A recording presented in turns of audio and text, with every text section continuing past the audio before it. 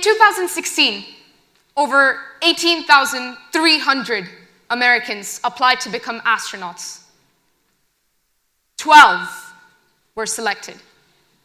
Over the past few decades, there have been 56, that means of 1,500 applicants, 1 was selected. That means for 56 unmanned missions to Mars, 26 were selected. Despite the odds being so low, and the fact that I'm dressed like a stop sign, I'm going to Mars. We are going to Mars as a civilization. And yet, why is it that whenever the prospect of humanity embarking on the greatest adventure of a lifetime, it is met with criticism? A mission to Mars will be the greatest, most expensive, and most resource-consuming project ever undertaken by humanity. But is it really worth it? Is it really worth it when 1 in 9 people on planet Earth go to sleep with an empty stomach every single night? Is it ethically right to be spending on such a mega project in the face of such a dilemma? Here comes yet another hitch. Climate change is a very real issue. From receding ice caps, to rising sea levels, to submerging coastlines, we are at an incredibly risky stage right now. Next comes capability. Do we have the sufficient technology to take us to Mars? It took Apollo 11 roughly 50 kilograms of oxygen just for a 7-day mission to the moon. For a 7-month mission to Mars, it will take 30 times that amount. And bear with me, there's a catch. It will take over 70 times that amount for the return journey back to Earth and for a week-long stay in Mars. So I pose the question here, is it really worth it? All of the factors that I've just discussed makes it seem like this is impossible. So that's it, I guess. The curtain falls. 1970, the year after the first manned mission to the moon, Sister Mary Jacunda, a nun working in Zambia, wrote a letter to NASA. Her letter was pressing, urgent, and demanding. She asked the question, how? How can you justify spending billions of dollars on the space program when there are children starving to death? This letter made its way to the desk of Dr. Ernst Stuhlinger, Associate Science Director at the Marshall Space Flight Center. He used this story to prove his case for space exploration. Many, many years ago, there lived a generous count in a small German town. The count frequently donated large parts of his income to the sick and needy, and these donations were greatly welcomed at a time when epidemics and plagues were recurrent. One day, the count met a peculiar little man in the village. This man owned a small workbench and a laboratory in a small corner of his house.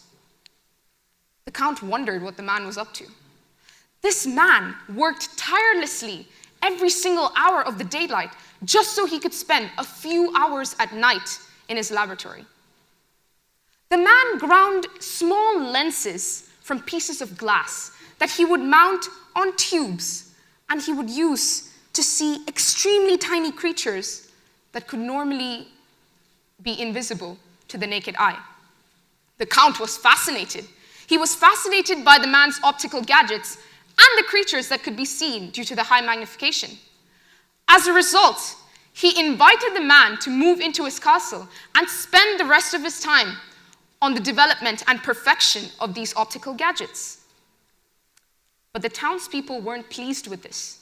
They were angered. They exclaimed, "How can the count waste his money on this man's silly hobby while they're sick, dying by the dozens?"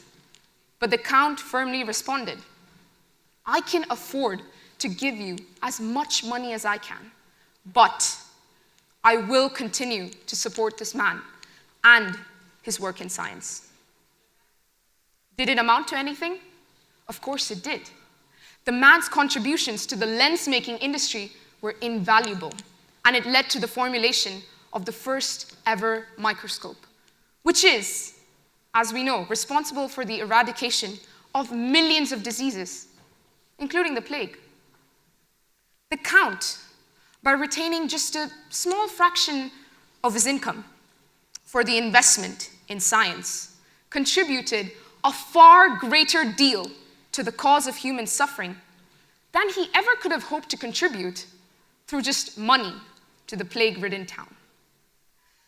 The argument, then, that investment in scientific research, particularly in the space sciences, is inconsequential and unnecessary, is a flawed, short-sighted argument. It fails to recognize that some of humanity's long-term issues can only be resolved through long-term research, development, and progress. The mission to Mars will yield amazing, revolutionary results. It will solve existing issues on planet Earth, from the water crisis to world hunger. Definitely not directly, but the groundbreaking solutions from the mission will lead to repercussions that will be felt worldwide if we put in the time, effort, and resources it deserves.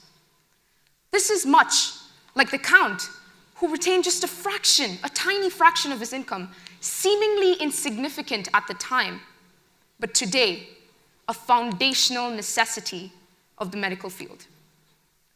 Your children and your great-great-great-grandchildren will thank you endlessly for the Earth-based applications, numerous Earth-based applications, this Mars-based technology will yield. This brings us now to the next most significant argument in this debate against going to Mars: climate change. From hashtag Fridays for Future to the Sunrise Movement, it's pretty much all everyone's been talking about for the past few years. And with good reason. The Earth has never seen such a serious global climate emergency since the time of its birth, when it was covered in volcanoes that spewed ash and dust into the atmosphere. Just to make things clear, when I say we're going to Mars, I do not mean we are leaving Earth behind. We are not leaving Earth behind. Some of the technology that will be developed for the Mars missions will definitely come in handy for Earth-based technologies. For example, terraforming.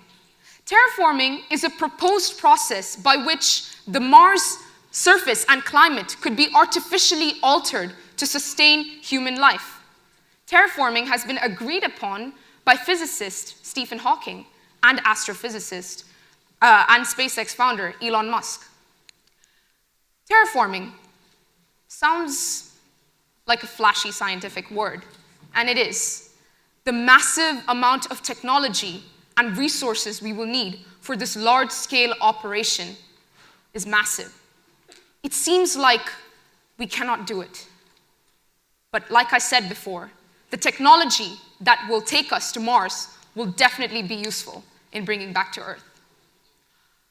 To put in simpler terms, astrophysicist Neil deGrasse Tyson said, if you have the power of geoengineering to turn Mars into Earth, then you definitely have the power of geoengineering to turn Earth back into Earth.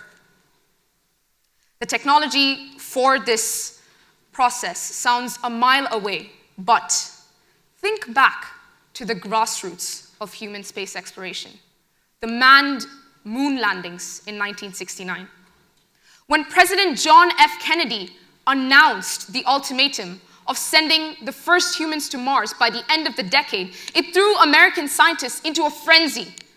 How are we going to land the first man on the moon when we hadn't even put a man in orbit around the moon yet? But with perseverance and hard work, this led to some of the greatest engineering challenges ever faced by humankind. For example, the Apollo guidance computer. The urgent need for a computer that was beyond the technology that they had at the time, without compromising speed, and the need for it to be lightweight, the need was urgent. Scientists came up with the Apollo guidance computer, which was, like I said, a decade ahead of its time. And today, it formed the basis for our laptops and smartphones, gadgets we normally take for granted, gadgets that took us to the moon.